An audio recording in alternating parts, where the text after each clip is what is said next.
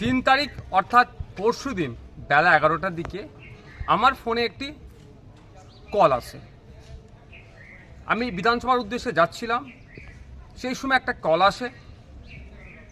কলটা রিসিভ করার পরে রীতিমতো আমাকে শাসানি দেওয়া হয়, আমাকে হুমকি দেওয়া হয়, আমাকে মেরে ফেলবে, আমাকে খুন করবে, আমার গলা কেটে নেবে, আমি কেন বাড়াবাড়ি করছি, আমি নাকি মমতা ব্যানার্জিকে হারাতে চাইছি, এই ধরনের একাধিক কথা বলে, যেটা আমাকে থ্রেট দেওয়া হয়, প্রাণনাশের হুমকি দেওয়া হয়।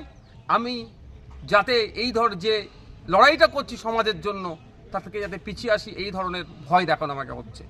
আমি এই বিষয়টা নিয়ে কনসার্ন ডিপার্টমেন্টাল যারা আধিকারিক আছেন তাদের কাছে চিঠি করেছি, তাদেরকে জানিয়েছি এফআইআর হিসাবে ট্রিট করার জন্য।